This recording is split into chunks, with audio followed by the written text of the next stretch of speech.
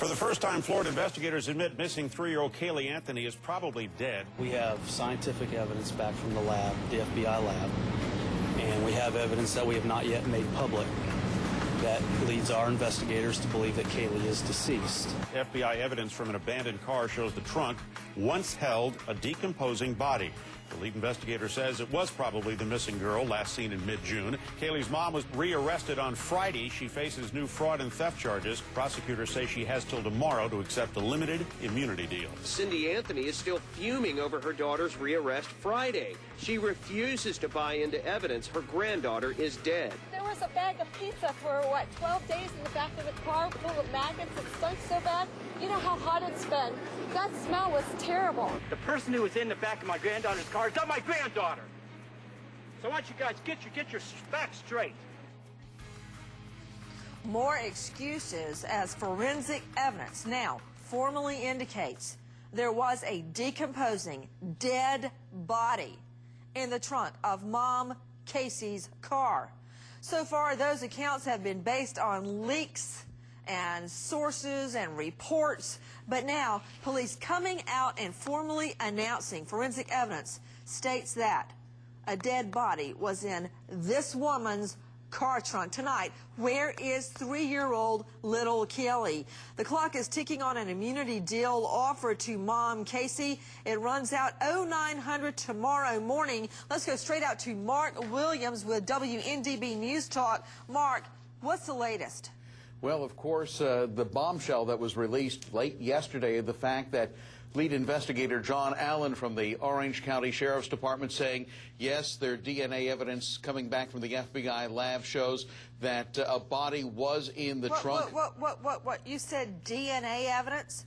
You believe this is DNA evidence? Because the announcement that I have says scientific evidence of human decomposition. Well, we're all led to believe it was DNA evidence. It could be scientific evidence. You know, the scientific evidence coming, of course, from the body farm up in the Tennessee. Yeah, and of course the cadaver dogs hitting. But John Allen. Whoa.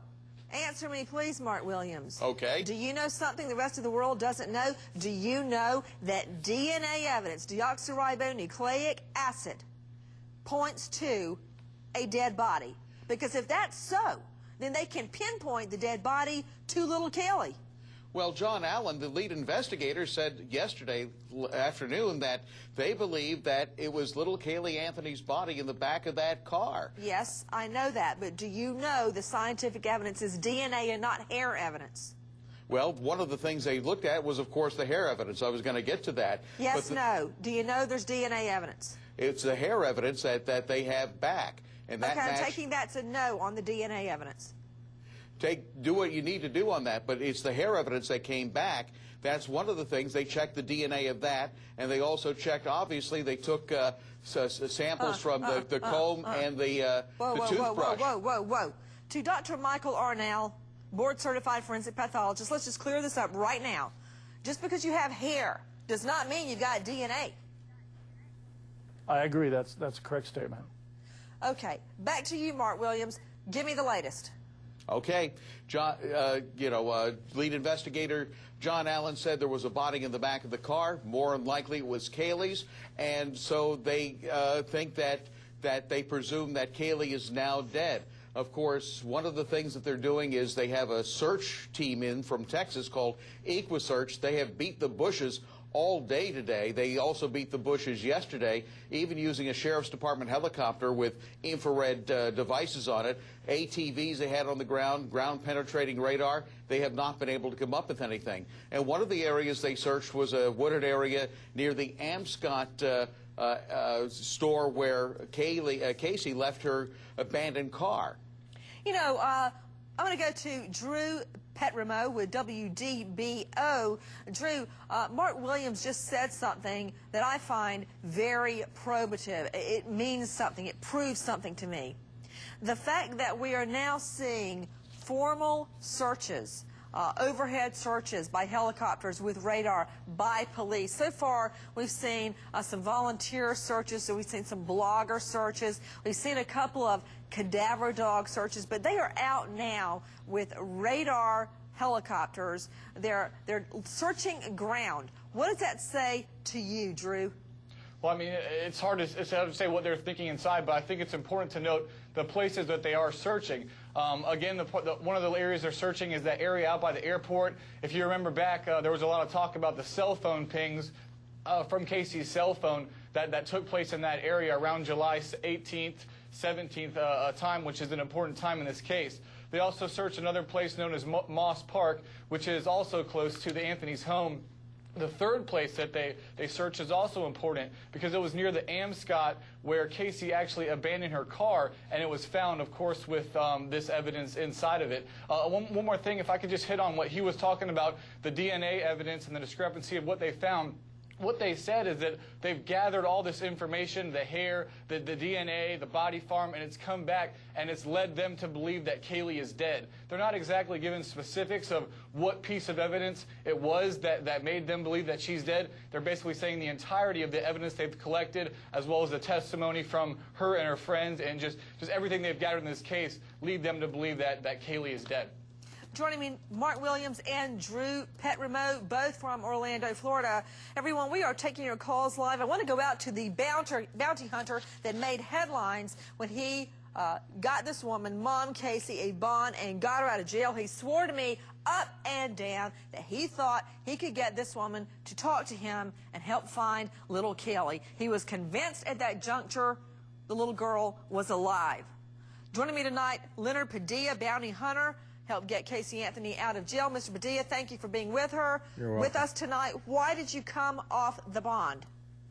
Well, here's what happened. That afternoon, Friday, I had a discussion with the attorney. He says, because I had said the day before that the security was terrible around the house, we couldn't control it. Too many threats, too many people showing up at all hours of the day and night. He said, what does it take to keep her out on bond? I said, you're going to have to let us do something different. He says, okay, let's do this. Let's move the female that you've got in there with her 24/7 out of the house, and you can have your security people move into the house, not in her room, but in a different room. And I said that'd be fine, and that way we get rid of the RV, and our security, we still have a perimeter, but the two security people would be inside the house, and hopefully that would eliminate the target, the magnet, which was the RV. He didn't get that done Friday. The next thing I see is the law enforcement people rolling up because there was quite a crowd gathering outside. Cindy hit 911. Law enforcement came. I don't know what Cindy thought, but obviously they came with the intention of taking her to jail, which is probably the safest place for her to be right now. The bond at that time in Texas, excuse me, I'm getting to that. No. You hold on. I think you came off that bond because you do not believe her. You think the little girl is dead, and yes, I do. Not one time, Mr. Padilla, did this woman, Mom Casey Anthony, cooperate with you, try to talk to you, help you in the search for little Caylee, yes or no? Absolutely correct. You're absolutely right. She never did lift a finger from the time she got out of jail at all. Nothing. But I didn't make the call on pulling the bond. The company in Texas Why did do you it. think the little girl is dead? Well, I think that what happened was subsequent to the 24th and before the 27th, there was some type of an accident, and I believe I'm old-fashioned. I believe in Tennessee, and I believe in the FBI lab. And why do you say there was an accident? Well, everybody that we've talked to, everybody that's contacted us, and there's been dozens of people that knew her, said that she would not harm her daughter purposely, that it had to be some kind of an accident, and that the type of person... Sir.